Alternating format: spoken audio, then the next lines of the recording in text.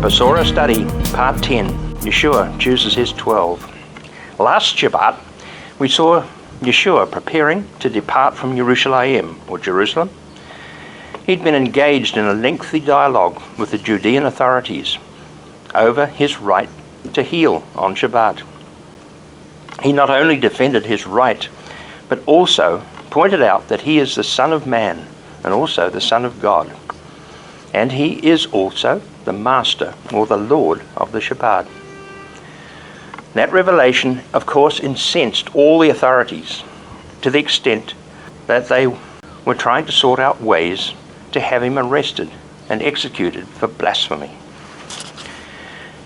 However, unable to find an acceptable way or an acceptable charge to bring against him so that they could take him to the Roman governor, they were glad to see him depart from the city. Maybe that would be the end of the problem. It was for a period. However, none of the Gospels give us any indication when he left Yerushalayim. It's probable that it happened a couple of days after the celebration of Shabbat. As it's nearly 4 days' walk from Yerushalayim to the northern regions of the Galil, it is likely that he set off with his followers and other family members on the Tuesday or Wednesday following Shabbat. As there is no suggestion that he went through Shomron, we can only assume that he went up the eastern side of the Yarden River, which of course is the main route from Yerushalayim up to the Galil. Again, we're not told where he actually went. It appears that he likely went to the northern regions of the Galil. And all three synoptics none of the synoptics indicate which town he went to. However, when we pick up the narrative in those three synoptic Gospels, we find the account of him walking through the wheat fields. And of course, it's early on Shabbat. It's probably at the end of their journey. They are back in the Galil. They're hungry. Now, all three accounts show that Yeshua's friends, followers, and his Talmidim were picking grains, heads of grain, and rubbing them and eating the seeds. Now their action makes perfect sense because Shabbat celebrates the start of the wheat harvest at the beginning of the summer season. And the gleaning of the fields is completely in accordance with Vayikra, or Leviticus, chapter 23, verse 22, where all farmers were told that they were required to leave the corners of their fields as uncut. So when they went round scything, they would do it in a circle, and the outer square edges of their field were to be left untouched. Why? The verse says, when you harvest the ripe crops produced in your land, don't harvest all the way to the corners of your field, and don't gather the ears of grain left by the harvesters. Leave them for the poor and the foreigner. I am Yahweh, your God. Now that's straight from Leviticus. The followers of Yeshua, who were traveling back from Yerushalayim, were both poor and, to some extent, foreigners living in the land of Galil, in the region of Galil, who, in accordance with Torah, had every right to pluck the ears of grain.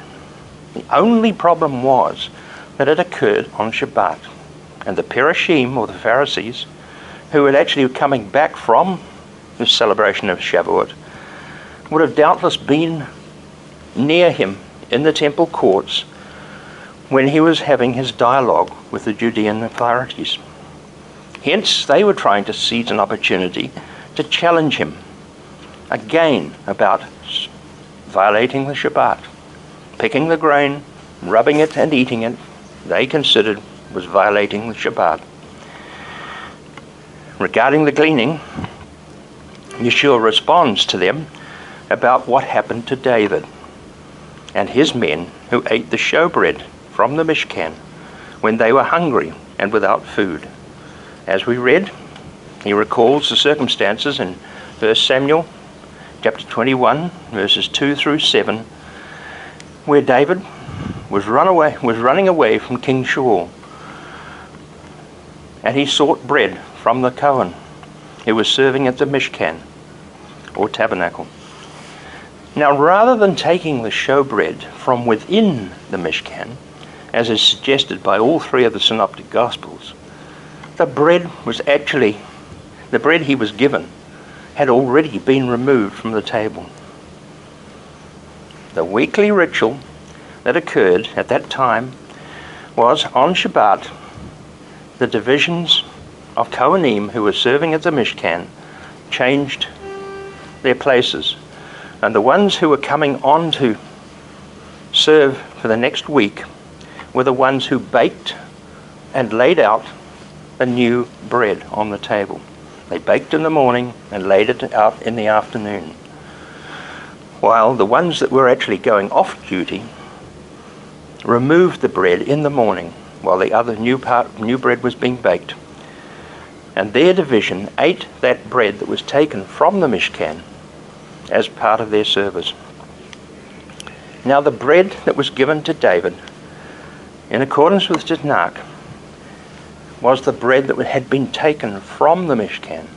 He did not enter, and he did not eat in situ, inside the Mishkan, as is suggested, particularly in Matthew chapter 12, verse 4, where it says, "He entered the house of God and ate the bread of the presence, which was prohibited both to him and his companions. It was permitted only for the Kohanim."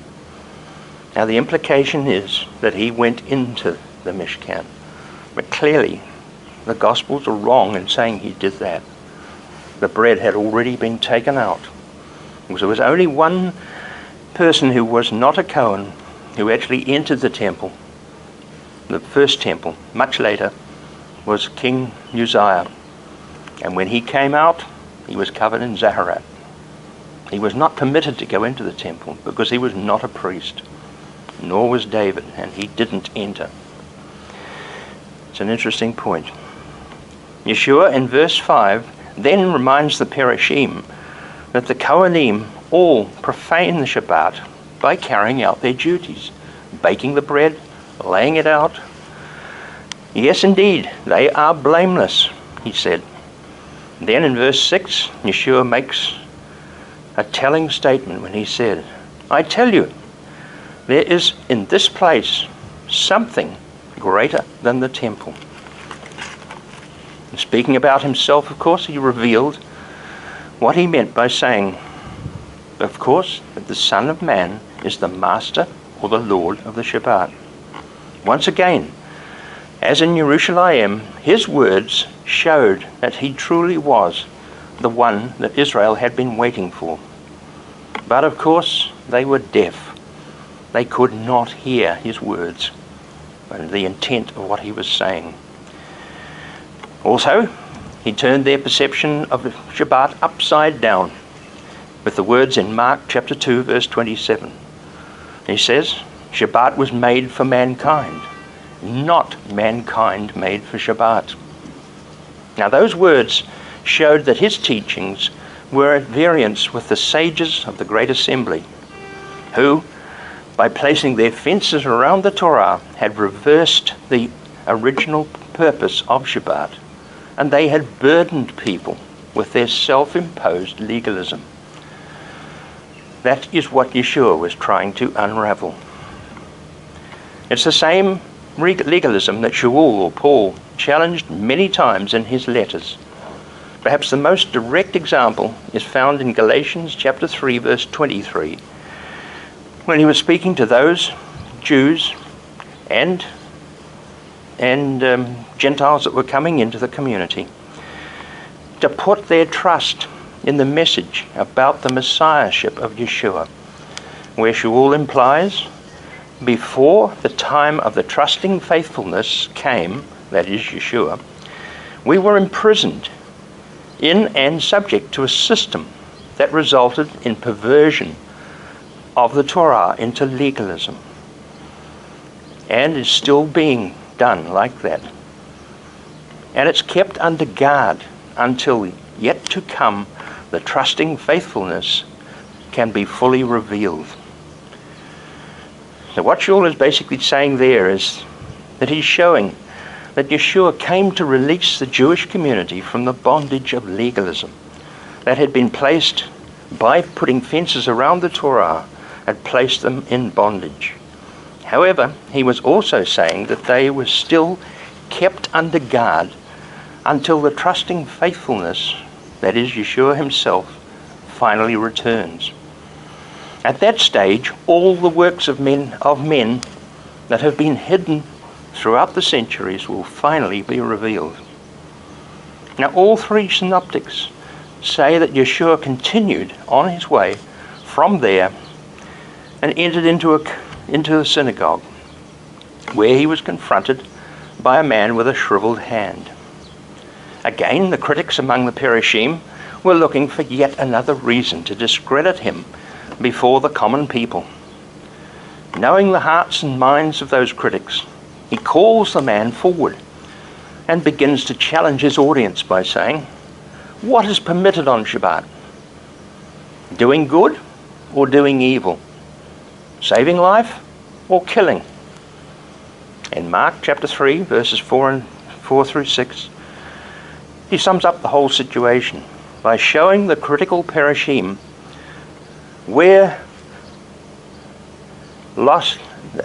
shows the critical Parashim that they were lost for words.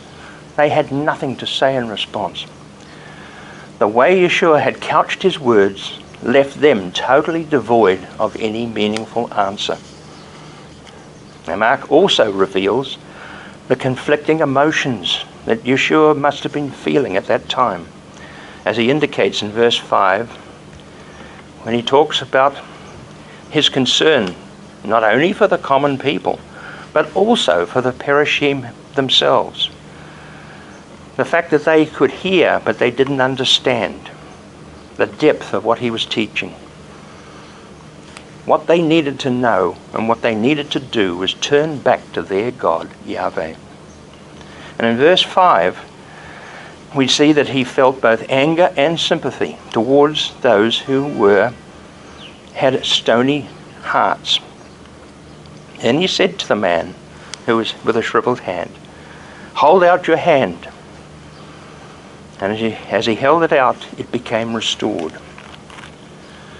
Now, Yeshua did not need to say anything further to his critics, because in verse 6, the Parashim went out immediately and began plotting, along with members of Herod's party, how they could do away with him. So the situation never changed. Such was the hatred that had developed between the religious establishment and the common people. Rather than acting as leaders of the community, the Parashim were becoming more and more entrenched in their own determination to put Yeshua out of the way. This all happened on a Shabbat. So, aware of what was happening in the area, the feeling towards him, how the Parashim were joining with Herod's party, he realized it was time to leave that area. So where did he go? It doesn't say specifically. But if we go to Luke chapter 6, verses 12 through 13, it suggests that it was the time when Yeshua went out into the hill country, somewhere north of the lake, where he spent the whole night in prayer to his Father. And when daybreak came, he called all his Talmidim, all the people who had been following him, and he took from among them 12 emissaries. As Mariahu says, he gave them authority to drive out the unclean spirits and to heal every kind of disease and weakness. As we read in Matthew chapter 10, Yeshua firstly named those 12 and gives details of what he expected from them as the chosen emissaries. Now in verses 2 through 4, Yeshua names each one of the 12, which are in Stern's translation called emissaries, or ones who go out with the message. In English translations, of course, it's apostles.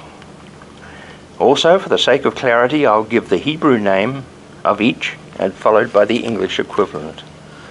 So first of all, he called Shimon, Simon, who's called Kepha, or Peter.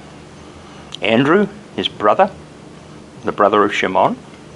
Yaakov ben Zebedee, who is James, the son of Zebedee. Yochanan is John, the second son of Zebedee. Philip was the first one whom Yeshua had called. Remember, after he had been immersed, Yeshua went 40 days into the wilderness, then he came back.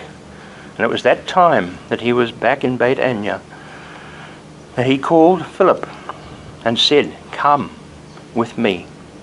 So he was the first one called. Then we have Bar Talma, or Bartholomew. He was also known as Nathaniel, or Nathaniel. He is also with Philip.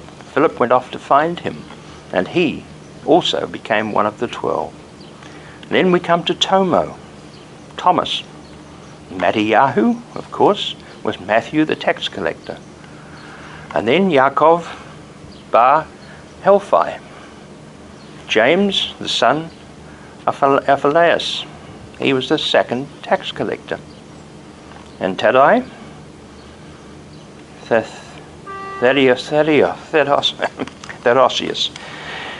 also known as Judas, the son of James.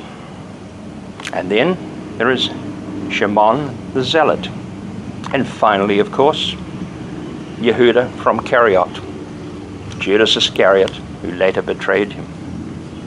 So those are all the 12. Having carried the responsibility of teaching and healing on his own shoulders for 84 days since he performed his first miracle of turning water into wine, Yeshua was now ready for some of the others to share the responsibility. That's why he chose the 12. Throughout the remainder of Matthew chapter 10, Yeshua gives his 12 chosen emissaries instructions on what they are going to encounter when he sends them out through the towns and the villages of Galil. He first defines the territory where they are not to go. They're not to go to the Goyim. They're not to go to the areas of Samaria. There, they are to go only to the lost sheep of Israel, the people of the Jewish people, the people of Yehuda, who are living in and around the areas of Galil. Now, the primary focus of their outreach was to be the proclamation of the nearness of the kingdom of God, or the kingdom of heaven, as it's mentioned in Mattiyahu. As a secondary practice, they were given a pretty hard order. They were to heal the sick, raise the dead, cleanse those afflicted with Zaharat, and finally to expel demons. It was a very tall order that was laid upon them, because up till that point they had only observed all that he had said and done. They were to make themselves totally reliant on the hospitality and generosity of the people they encountered on their journey. Yeshua told them, "You're not to take any money, food, or clothing apart from what you're wearing now. No extra shoes, and not even a walking stick," which of course was a very important item on the rough roads that they were going to encounter. So upon entering a town, if they are welcome, they are to stay in one house for the whole time they are in that town. They are to greet the host with the words Shalom Aleichem. Those are the words that Yeshua used on 2 occasions after his resurrection, when he entered the upper room, when the 11 were gathered. Conversely, if they're not welcome, they are to shake the dust off their feet and move on to another town or village. Shaul, Paul, and Barnabas, during their travels, confirmed what Yeshua was saying when they encountered rejection by the unbelieving Jews of Antioch, Bethsaida. They shook the dust off their feet and travelled on to Iconium. So they did exactly what he said. Many of the things that Yeshua warned his 12 emissaries about may not have occurred in the time of their first missionary journey. But all he said laid a foundation. All that we read in chapter 10 of Matthew laid a foundation for what Shul and the other first century emissaries did and what they encountered on their travels. So we see Yeshua was laying down a pattern for what would occur right through the first century and right on through until the 21st.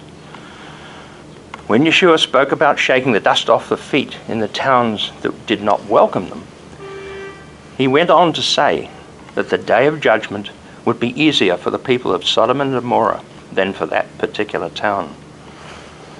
Then in Luke chapter 10, verses 13 and 14, we see how Yeshua spoke similar words to two towns in Galil, the town of Chorazin and Beit Tzaidah, saying, "Woe to you, Chorazin! Woe to you, Beit Tzaidah! For if the miracles done in you had been done in Zior or Sidon, they would have long ago put on sackcloth and ashes, as an evidence that they had changed their ways. But at the judgment it will be more bearable for Zior and Sidon than it is for you."